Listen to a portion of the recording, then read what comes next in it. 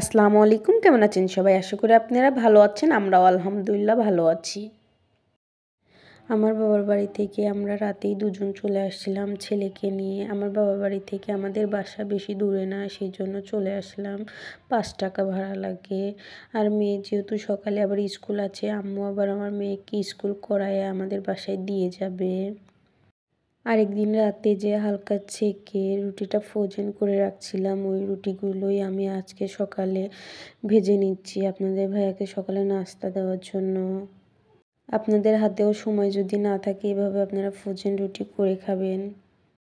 সকালে নাস্তার জন্য আপনাদের ভাইয়া ২টা ডিম সিদ্ধ করে দিয়েছি, রুটি আর কালকে রাতে আম্মু পিঠা দিয়েছে, দুধ পিঠা, কুলি পিঠা। রুটি দিয়ে আপনাদের ভাইয়া মুরগির মাংস দিয়েছিল, আম্মু ওটা দিয়েই আপনাদের ভাইয়া খেয়ে নিচ্ছে। আমার ছেলেও সুন্দর করে খেয়ে নিচ্ছে ওর বাবার সঙ্গে মাংস।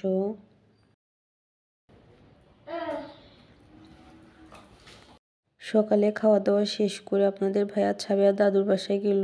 আমি এখন দুপুরে রান্না করব, বৈতা শাক ভাজি করব, আলু সিদ্ধ করে নিয়েছি, আলু দিয়ে ইলিশ মাছ রান্না করব।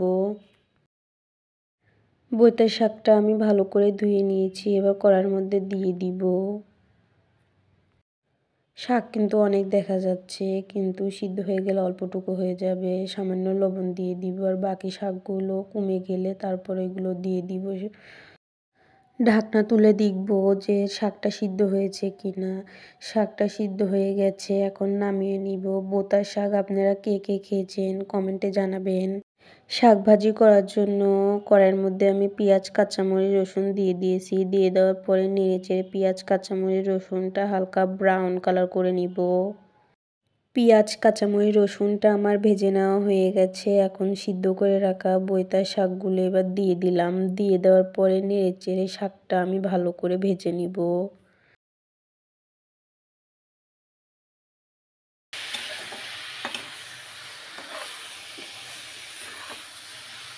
এদিকে শাকটা ভাজি করা হোক, ইলিশ মাছ ভেজে নেব, সেজন্য হলুদের গুঁড়া, মরিচের গুঁড়া, পরিমাণ মতো লবণ দিয়ে মাছটা ভালো করে মেখে নিয়েছি।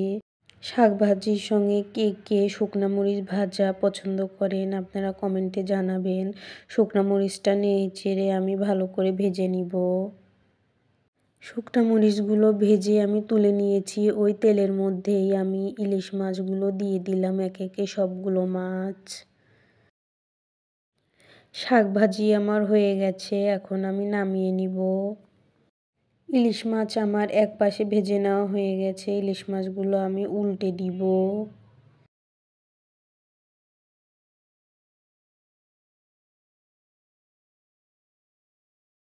ইলিশ মাছ আমার ভেজে নেওয়া হয়ে গেছে, এখন উঠিয়ে নিব।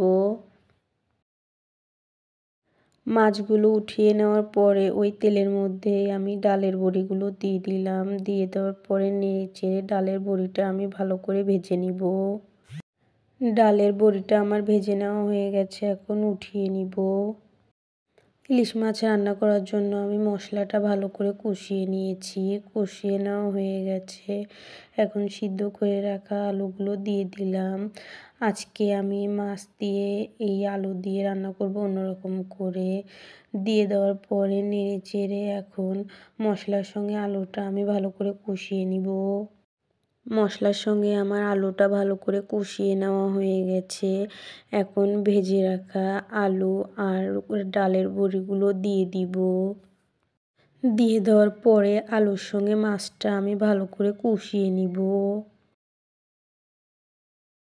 আলুর সঙ্গে আমার মাছটা ভালো করে কষিয়ে নেওয়া হয়ে গেছে, এখন আমি পরিমাণ মতো পানি দিয়ে দিলাম। দিয়ে দেওয়ার পরে নেড়েচেড়ে ঢাকনা দিয়ে দিব। মাছ রান্নাটা আমার হয়ে গেছে, সামান্য আমি জিরার গুঁড়া দিয়ে দিব। জিরার গুঁড়া দিয়ে দেওয়ার পরে কিছুক্ষণ রেখে আমি নামিয়ে নিব।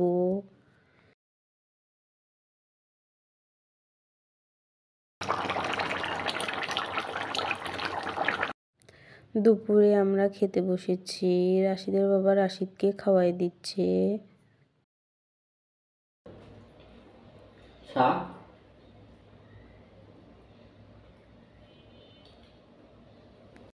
এই যে এক শান্তি, আমরা সবাই মিলে একসাথে খাবার খেয়ে নিচ্ছি। ছাবের বাবা চলে গেলে কেমন জানি খাবার খেতেই মনে যায় না, যেটাই রান্না করি ছাবের বাবার কথা মনে পড়ে যায়। আমার ভিডিওটি যদি ভালো লেগে থাকে লাইক কমেন্ট ও সাবস্ক্রাইব করে আমার পাশে থাকবেন। আজকের মতো ভিডিওটি আমি এখানেই শেষ করলাম। আল্লাহ হাফেজ।